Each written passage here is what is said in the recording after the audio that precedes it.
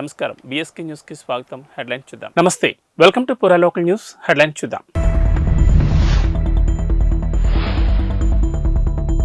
National politics పై Revanth hot comments. జాతీయ స్థాయిలో తెలుగువారి పాత్ర సన్నగిల్లిందని వెల్లడి.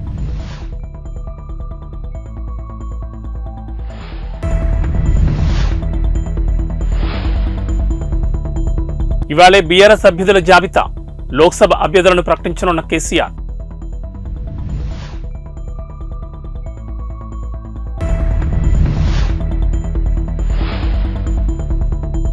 బీజేపీ ఎమ్మెల్యే రాజాసింగ్ సంచలన వ్యాఖ్యలు. దేశంలో ఇంకా 40,000 గుళ్లు కట్టాలని స్పష్టం.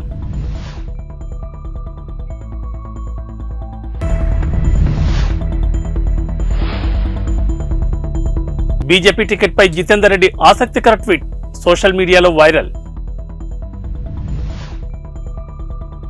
జాతీయ రాజకీయాల్లో తెలుగువారి పాత్ర ఈ మధ్యన కనిపించడం లేదని, కాలక్రమేణా తగ్గిపోతోందని ఆవేదన వ్యక్తం చేశారు ముఖ్యమంత్రి రేవంత్ రెడ్డి. ఇది మన మనుగడకు, గుర్తింపునకు మంచి పరిణామం కాదన్నారు. గతంలో నీలం సంజీవ్ రెడ్డి, ఎన్టీ రామారావు, పివి నరసింహారావు లాంటి వారు జాతీయ రాజకీయాలను శాసించారని, ఆ తర్వాత జైపాల్ రెడ్డి, వెంకయ్యనాయుడు తదితరులు ఆ స్థాయిని కొంతవరకు నిలబెట్టారని అన్నారు. తమిళనాడు మాజీ గవర్నర్ రామ్మోహన్ రావు రచించిన గవర్నర్ పెట్టు గవర్నర్స్ హౌస్ అనే పుస్తకాన్ని మర్రి చెన్నారెడ్డి మానవ వనరుల అభివృద్ధి కేంద్రంలో ఆదివారం సాయంత్రం ఆవిష్కరించిన సందర్భంగా ఈ వ్యాఖ్యలు చేశారు రేవంత్ రెడ్డి. రాష్ట్రాలు, రాజకీయాలతో సంబంధం లేకుండా తెలుగువారిగా మనమంతా కలిసి ప్రయాణం మొదలుపెట్టాల్సిన అవసరం ఉందన్నారు. రాష్ట్రాలుగా విడిపోయినా మనుషులుగా మనం కలిసి ఉండాల్సిన అవసరం ఉందన్నారు. ప్రత్యేకమైన, అనివార్యమైన పరిస్థితుల్లో ఉమ్మడి రాష్ట్రం విడిపోయి 2 తెలుగు రాష్ట్రాలు విడివిడిగా ఏర్పడాల్సి వచ్చిందని, అప్పటి భావోద్వేగాలు ఎలా ఉన్నా జాతీయ స్థాయిలో మన తెలుగు అనే గుర్తింపు కోసం కలిసి నడవాల్సి ఉంటుందన్నారు. గౌరవనీయులైన ముఖ్యమంత్రి గారికి ధన్యవాదాలు. ఇప్పుడు సభను ఉద్దేశించి గౌరవ ముఖ్యమంత్రి గారిని My publisher, though he had agreed to publish a book which was declined by 3 others, he seems to be a smart businessman. He has put it on Amazon for sale, and bookshops nowhere display this book. So if any of you want to read, you will have to order it on Amazon for sale. Thank you. గౌరవ ముఖ్యమంత్రి గారిని సభను ఉద్దేశించి ప్రసంగించవలసిందిగా కోరుతున్నాను.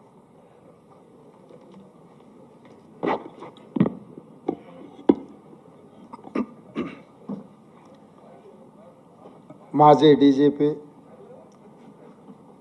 మాజీ governor పెద్దలు రామ్మోహన్ రావు గారు రచించిన పుస్తక ఆవిష్కరణ కార్యక్రమానికి నాతో పాటు ముఖ్య అతిథులుగా విచ్చేసిన ఐపీఎస్ ఆఫీసర్, మాజీ కేంద్ర మంత్రిగా పనిచేసిన పివి రంగయ్య నాయుడు గారు, వేదిక మీద తెలంగాణ రాష్ట్ర డీజీపీ రవిగుప్తా గారు, ఇతర అధికారులు, ఇక్కడ చాలామంది ఎమినెంట్ పర్సనాలిటీస్, ఐఏఎస్, ఐపీఎస్గా, డీజీపీలుగా, చీఫ్ సెక్రటరీస్గా వివిధ హోదాలలో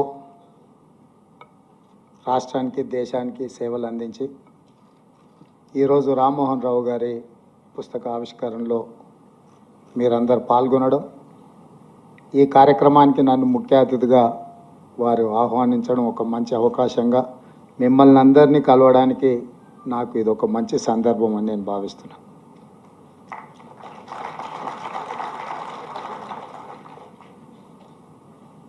ఇక్కడ వేదిక మీద ఉన్నవాళ్ళు కానీ అక్కడ ఆసీనులైన వాళ్ళు స్వాతంత్ర సమరాన్ని చూసినారు, తెలంగాణ సాయుధ రైతాంగ పోరాటాన్ని చూసినారు, అదేవిధంగా హైదరాబాద్ రాష్ట్ర అవతరణ పరిపాలన చూసినారు, ఉమ్మడి ఆంధ్రప్రదేశ్ 2 రాష్ట్రాల కలయికతో ఏర్పడ్డ ఉమ్మడి ఆంధ్రప్రదేశ్ రాష్ట్ర పరిపాలన చూసినారు, 69 తెలంగాణ ఉద్యమం, 72లో జయాంధ్ర ఉద్యమం, మళ్ళీ 96లో రెండవసారి తెలంగాణ ఉద్యమం, అదేవిధంగా తెలంగాణ రాష్ట్ర అవతరణ.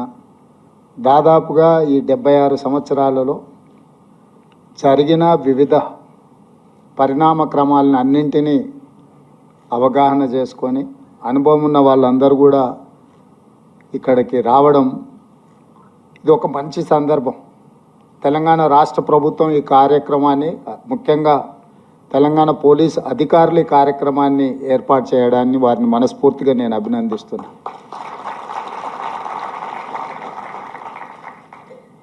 ఇన్ని కాలాలలో జరిగిన ఎన్నో అనుభవాలతో కూడుకున్న పెద్దలందరినీ ఒక దగ్గరికి రప్పించడం అనేది అంత ఆషామాషిగా జరిగే విషయం కాదు.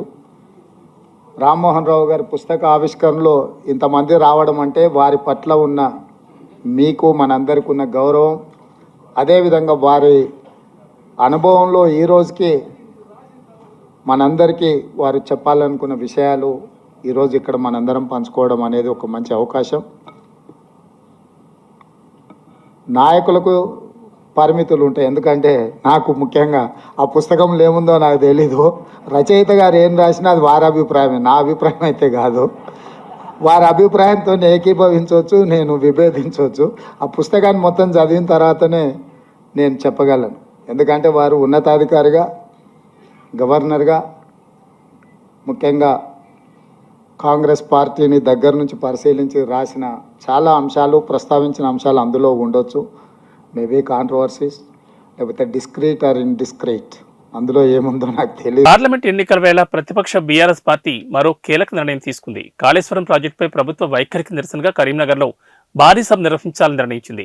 ఈ నెల 12న కరీంనగర్లో సభని ఏర్పాటు చేయాలని బీఆర్ఎస్ డిసైడ్ అయింది. బీఆర్ఎస్ అధినేత కేసీఆర్ తెలంగాణ భవన్లో ఇవాళ ఉమ్మడి కరీంనగర్ జిల్లా ముఖ్య నేతలతో భేటీ అయ్యారు. ఈ సమావేశంలో కరీంనగర్, పెద్దపల్లి లోక్సభ స్థానాలపై సమీక్ష నిర్వహించారు. ఈ 2 సెగ్మెంట్ల అభ్యర్థుల ఎంపిక, ప్రచార వ్యూహం వంటి తదితర విషయాలపై కేసీఆర్ చర్చించారు. కాళేశ్వరం ప్రాజెక్టు పట్ల కాంగ్రెస్ ప్రభుత్వ వైఖరికి నిరసనగా కరీంనగర్ జిల్లాలో భారీ బహిరంగ సభ నిర్వహించాలని నిర్ణయించారు. ఈ సభకు సంబంధించిన ఏర్పాట్లపై నేతలకు గులాబీవాస్ దిశానిర్దేశం చేశారు. తొలుత ఈ నెల 10నే కరీంనగర్లో సభ ఏర్పాటు చేయాలని బీఆర్ఎస్ నిర్ణయించింది. కానీ అనివార్య కారణాల వల్ల సభను ఈ నెల 12న నిర్వహించాలని తాజా భేటీలో డిసైడ్ అయ్యారు.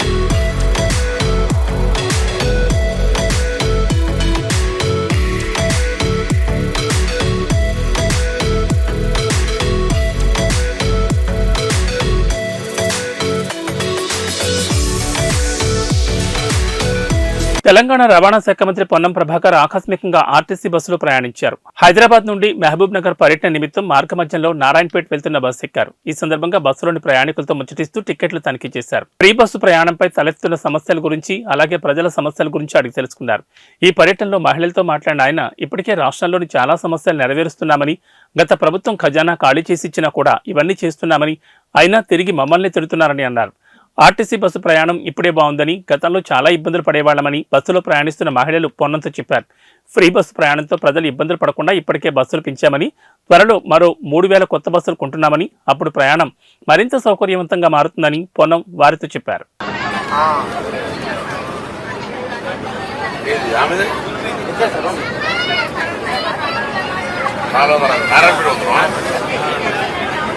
ఇది తెలంగాణ వాళ్ళకి చేసిన మీ ఊర్లో మీకు ఫ్రీ, ఎందుకంటే ఈ అందరూ చేస్తున్నా ఇవన్నీ చేసినాం. అయినా తిడుతున్నారు గల్లా గురియం పైసా ప్లాస్టిక్ మొత్తం ఖాళీ చేసారు. మీ అందరూ తెలుసా గల్లా గురి ఖాళీ చేసారు. గల్లా ఖజానా తెలుసు కదా, ట్రెజరీ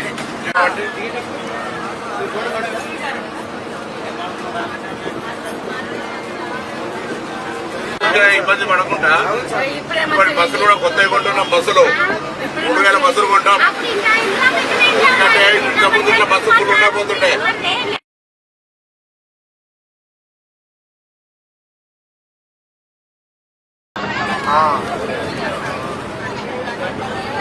ఆమె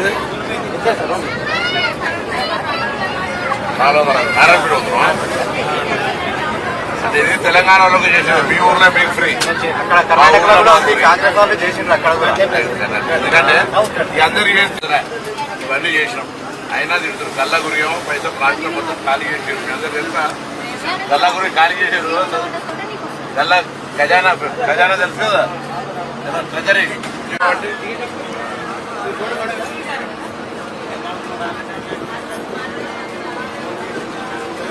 ఇబ్బంది పడకుండా ఇప్పటి బస్సులు కూడా కొత్తగా కొంటున్నాం. బస్సులు 3000 బస్సులు కొంటాం. ఎందుకంటే ఇంత ముందు ఇట్లా బస్సు ఫుల్ ఉండకపోతుంటే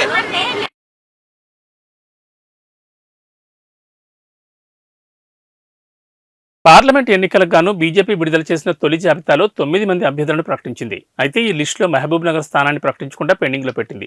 ఈ స్థానం నుంచి డీకే అరుణ, ఏపీ జితేందర్ రెడ్డి, శాంతికుమార్ టికెట్ ఆశిస్తున్నారు. ఈ నేపథ్యంలో ఏపీ జితేందర్ రెడ్డి చేసిన ట్వీట్ చర్చనీయాంశంగా మారింది. తనకు తిరుమల వెంకటేశ్వర స్వామి తోడున్నాడని, మహబూబ్ నగర్ టికెట్ తనకే వస్తుందనే నమ్మకం ఉందని ట్వీట్ చేశారు. ఆ ట్వీట్ను ప్రధాని మోడీ, కేంద్ర మంత్రి అమిత్ షా, పార్టీ జాతీయ అధ్యక్షుడు జేపీ నడ్డా, బిఎల్ సంతోష్, సునీల్ బన్సాల్, కిషన్ రెడ్డి, లక్ష్మణ్ కు ట్యాగ్ చేశారు. ఇటీవల what to do, what not to do అంటూ చేసిన ఫన్నీ ట్వీట్ చేశారు. తాజాగా ఇప్పుడు చేసిన ట్వీట్తో టికెట్ ఎవరికిస్తారన్న చర్చ మొదలైంది. పార్టీ ఎవరి వైపు మొగ్గు చూపుతుందనేది ఆసక్తికరంగా మారింది.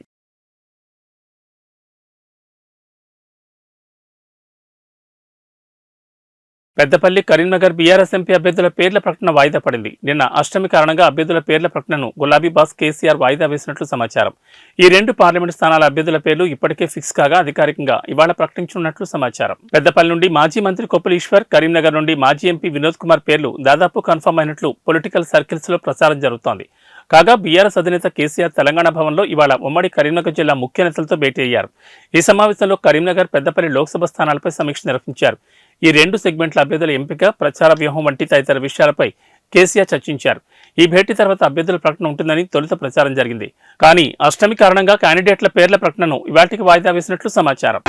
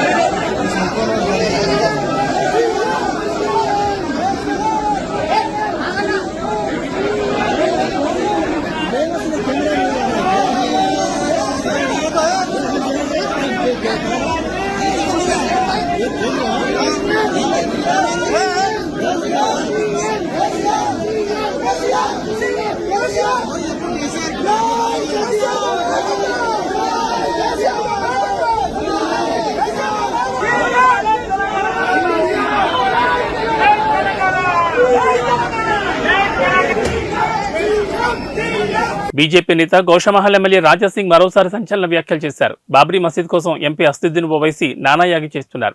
పార్లమెంట్లో బాబ్రీ మసీద్ జిందాబాద్ అంటూ నినాదాలు చేస్తున్నారని ఫైర్ అయ్యారు. ఇప్పుడే అయిపోలేదని, భవిష్యత్తులో ఓవైసీ ఇంకా చాలా చూడాల్సి వస్తుందని అన్నారు. మేమేంటో ముందు ముందు ఇంకా చూపిస్తామని కీలక వ్యాఖ్యలు చేశారు. ఉత్తరప్రదేశ్లో అయోధ్య రామమందిరం కట్టి చూపించాం, కాశీ, మధురలో కూడా గుళ్లు కడతామని ధీమా వ్యక్తం చేశారు. దేశంలో ఇంకా 40,000 గుళ్లు కట్టాల్సిందని రాజాసింగ్ సెన్సేషనల్ కామెంట్స్ చేశారు. గతంలో చేతకాని వాళ్లు దేశాన్ని పాలించారని, ఇప్పుడు భారత్లో భగవరాజ్యం నడుస్తోందని అన్నారు. దేశంలో ఇప్పుడు మనల్ని ఎవరూ ఆపలేరని ఆసక్తికర వ్యాఖ్యలు చేశారు.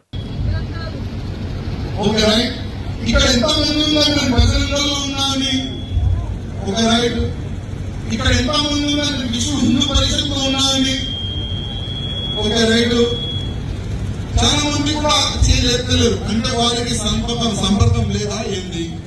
నేను అందరికీ రిక్వెస్ట్ చేస్తున్నాను, విశ్వ హిందూ పరిషత్ కానీ బజరంగ దళ్ కానీ రాష్ట్రీయ స్వయం సేవక్ సంఘ్ కానీ శాఖకి మీరు వెళ్ళండి.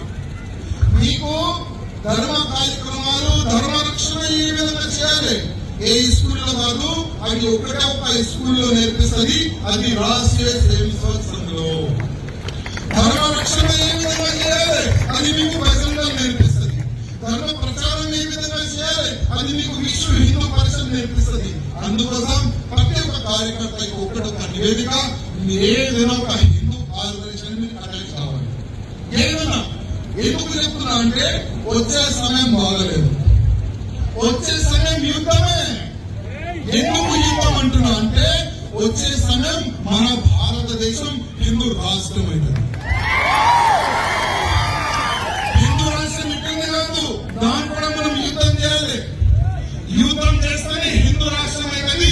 యుద్ధం చేస్తేనే అయోధ్యలో భవ్యమైన రాముడి ఎంతో మంది రామ భక్తులు ప్రాణ త్యాగం చేశారు. అప్పుడే అయోధ్యలో భవ్యమైన రాముడి గుడి ఇవాళ మనం చూస్తున్నాం. కాశీ కూడా చూస్తారు కదా, మథుర కూడా చూస్తారు కదా. ఒకప్పుడు మన స్లోగన్ ఏముండే, కాశీతో అయోధ్యతో ఏక ఝాంకీ హై, కాశీ మథుర అవి బాకీ. ఆ స్లోగన్ ఏదన్నా మర్చిపోయినారా? ఆ స్లోగన్ ఇప్పుడు పూర్తి అవుతుంది. ఇప్పుడు కాశీ పని కూడా దగ్గర ఉంది, కాశీ పని కూడా దగ్గర ఉంది, మథుర పని కూడా దగ్గర ఉంది. ఇంకా చాలా కూడా ఉన్నాయి. ఒక ఫాల్తుగాడు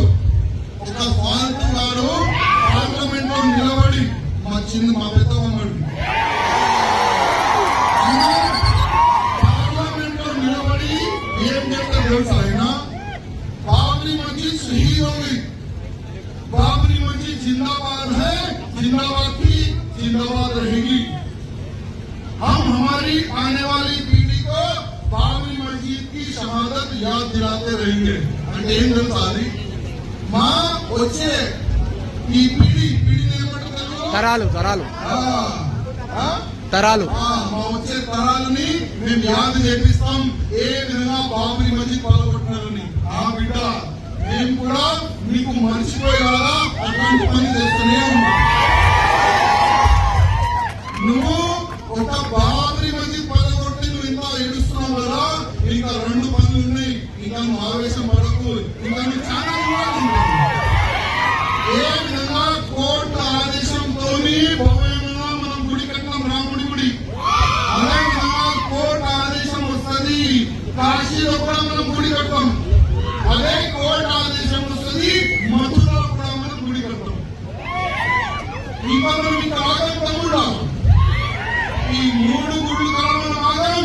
ఇంకా 40,000 గుళ్ళు మనం ఉన్నాయి. అది మొత్తం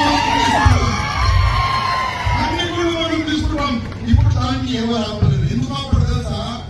ఒకప్పుడు మన భారతదేశంలో శాతవాహనులు రాజ్యం చేసింది. ఇప్పుడు మన భారతదేశంలో భగవరాజ్యం ఉంది, రాజ్యం ఉంది. ఇప్పుడు ఎవరెవరు ఆపలేరు. 40,000 గుళ్ళు కూడా మనం తీసుకుంటాము.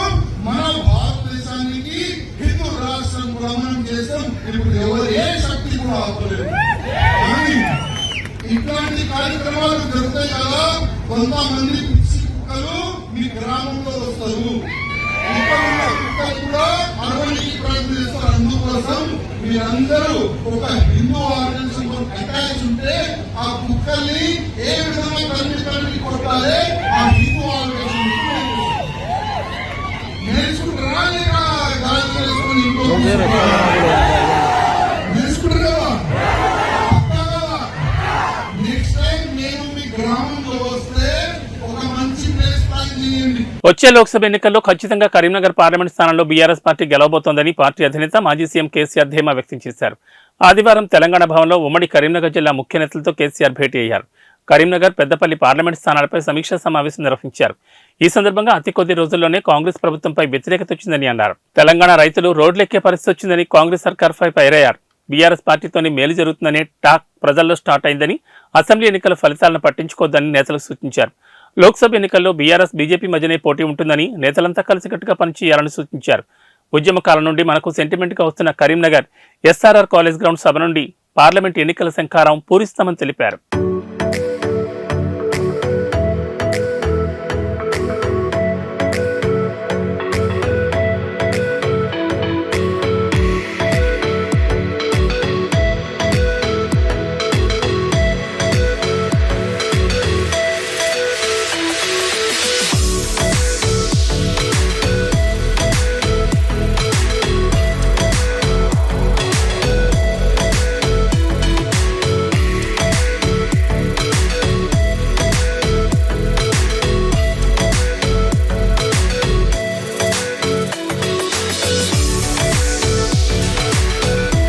కేటీఆర్ రాజేంద్రనగర్ వెళ్లి మిలీనియం స్కూల్ విద్యార్థులతో గడిపారు. స్కూల్ కార్యక్రమానికి హాజరైన కేటీఆర్ తనకు ప్రత్యేకంగా ఆహ్వానం పంపిన చిన్నపిల్లలతో కాసేపు ముచ్చటించారు. ఆ తర్వాత స్కూల్ వార్షికోత్సవ కార్యక్రమంలో మాట్లాడి వెనుదిరిగారు. కేటీఆర్ తమ విద్యార్థుల కోరికను మన్నించి ఈ కార్యక్రమానికి హాజరు కావడం పట్ల స్కూల్ యాజమాన్యంతో పాటు ఈ కార్యక్రమానికి హాజరైన వందలాది మంది విద్యార్థులు, తల్లిదండ్రులు ధన్యవాదాలు తెలిపారు. కేటీఆర్తో సెల్ఫీలు తీసుకుని తమ సంతోషాన్ని వ్యక్తం చేశారు.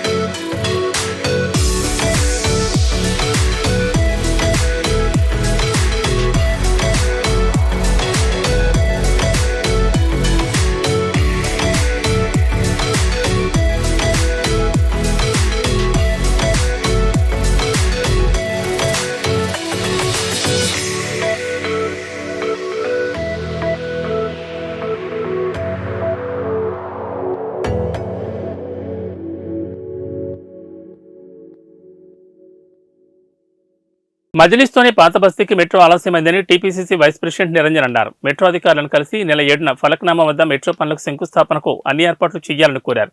ఈ సందర్భంగా నిరంజన్ హైదరాబాద్ పాత బస్తీలో మెట్రో పనులకు ఈ నెల 7న ఫలక్నామా వద్ద ప్రారంభించాలని సీఎం నిర్ణయం తీసుకోవడం సంతోషకరమన్నారు. నగరంలో మెట్రో సేవలు 2017లోనే ప్రారంభించిన మజ్లిస్ పార్టీ అభ్యంతరాలతో మెట్రో పనులు మహాత్మాగాంధీ బస్టాండ్ వద్దనే ఆగిపోయాయన్నారు.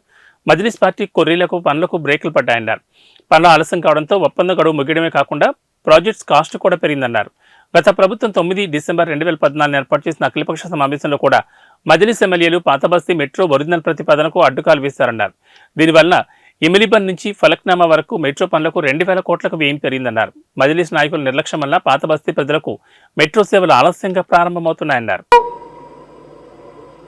ఒక పిక్నిక్ గా వెళ్ళి రావటం జరిగింది. గాలి కబుర్లతో ఒక పవర్ పాయింట్ ప్రజెంటేషన్ చేయటం జరిగింది. గతంలో కేటీఆర్ గారు ఏమన్నారంటే, ముఖ్యమంత్రి గారు రమ్మన్నప్పుడు మేమే కట్టినాం కదా చూసేదేముందన్నాడు. మళ్ళీ నిన్న ఆయన పోయి చూసిందెందుకు, ఎవరినైనా నిపుణులను తీసుకుపోయి చూయించిండా